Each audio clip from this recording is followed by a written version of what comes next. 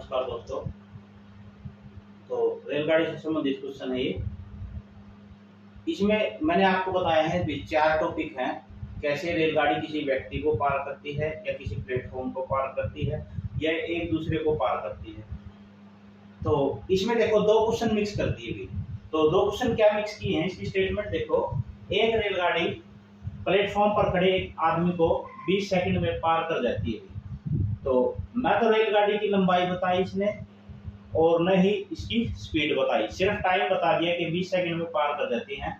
विपरीत दिशा से समान लंबाई की एक दूसरी रेलगाड़ी उसी आदमी को 40 सेकंड में पार कर जाती है। यानी विपरीत दिशा से दूसरी जो रेलगाड़ी आई उसी व्यक्ति को 40 सेकंड में पार करती हुई, ये 40 सेकंड में पार करती है। इसका मतलब इसकी जो स्पीड है वो कम है और लेकिन इसकी जो लंबाई है वो सेम है। दोनों रेलगाड़ी एक दूसरे को कितने समय में पार कर जाएगी, तो देखो भी। तो सबसे पहले आप मान लेते हैं भी, माना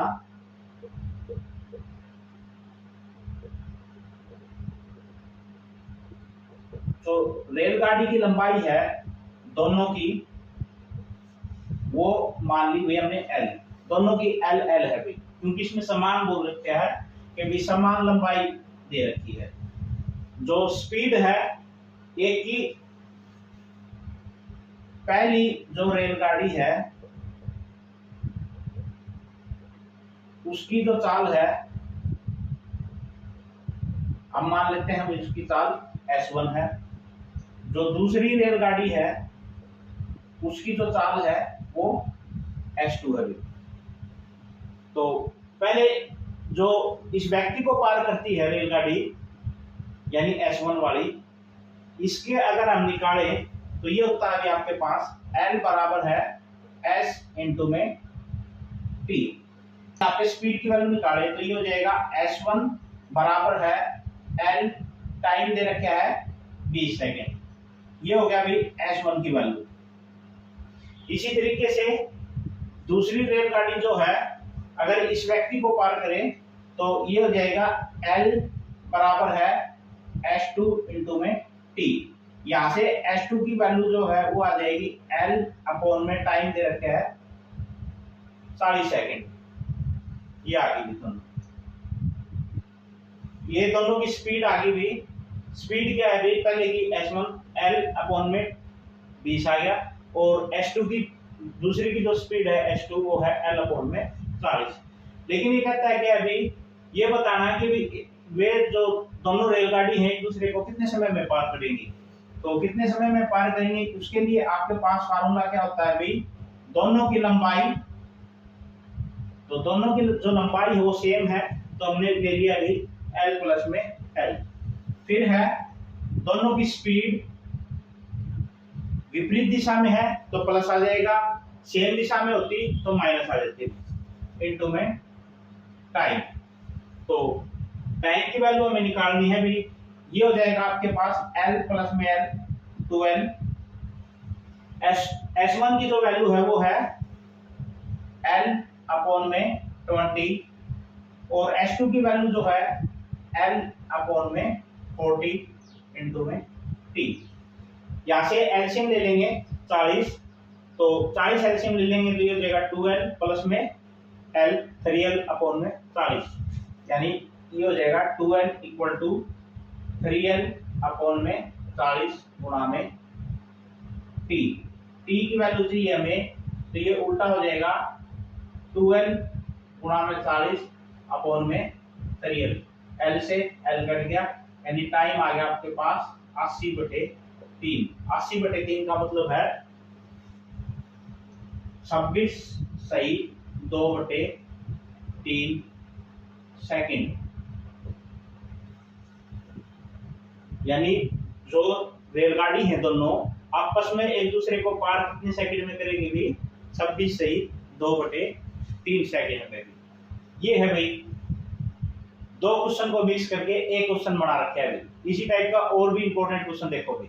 ये क्वेश्चन देखो भाई, इसकी स्टेटमेंट क्या है, एक ट्रेन 45 किलोमीटर प्रति घंटे से चलते हुए एक पुल को 40 सेकंड में पार कर जाती है, यानी पुल को पार करती हो 40 सेकंड में।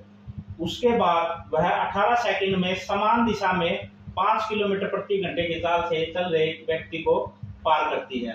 तो ट्रेन की लंबाई और पुल की लंबाई क्या है? देखो अभी एक ही क्वेश्चन में एक बार तो वो किसी पुल को पार कर देती है 40 सेकंड में, फिर समान दिशा में, यानी यहाँ पे कोई व्यक्ति इस तरफ चल रहा है, फिर ट्रेन भी इसी तरफ से चल के इसको पार कर देती है भी, यानी इसकी स्पीड भी है s1, इसकी स्पीड है s2। तो स्पीड में मैंने आपको बताया था भी, जब भी आपके पास दो स्पीड आ जाए और एक ही दिशा में आए तो माइनस आएगा भी। तो s1 जिसकी ज्यादा स्पीड होती है उसकी ले लेंगे, और जिसकी स्पीड कम है उसकी s2 ले लेंगे भी। तो देखो भी पहले हम क्या करते हैं भी, जो पुल को पार करती है इसको सॉल्व करते हैं। तो रेल की लंबाई भी हमें नहीं पता, तो हम मान लेते हैं, माना रेलगाड़ी की लंबाई जो है आपके पास L है, लेकिन हमें पुल की लंबाई भी नहीं पता, तो हम मान लेते हैं, माना पुल की लंबाई जो है आपके पास x है। अब रेलगाड़ी की लंबाई पता लगी, पुल की लंबाई पता लगी, तो कुल जो डिस्टेंस है, कुल दूरी आपके पास क्या हो जाएगी, L प्लस में x।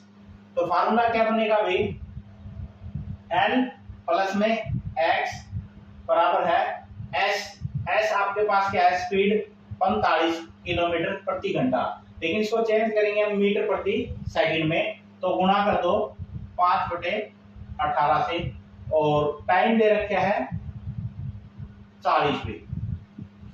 तो इसको कटता है तो काट दो, 2 में 18, 20, 9 पंजे 45, ये आपके पास आ गया L प्लस में x, इसकी वैल्यू आ गई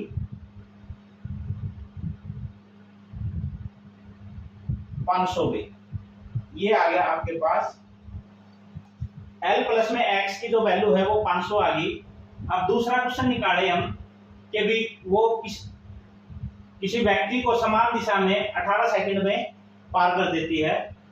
तो इसमें जो फार्मूला है, लेंथ मैंने बताया था भी, कभी भी किसी आदमी को या किसी खंबे को या किसी पेड़ को क्रॉस करेगी तो उसकी लेंथ पे कोई फर्क नहीं पड़ेगा, डिस्टेंस पे फर्क पड़ेगा, यानी s1 माइनस में s2 आपके पास, s1 आपके पास कितनी हुई 45, माइनस में व्यक्ति की स्पीड कितनी हुई 5 किलोमीटर प्रति घंटा, तो गुणा में इसको चेंज करेंगे हम मीटर प्रति सेकंड में, और टाइम कितना दे रखा है 20 में 18,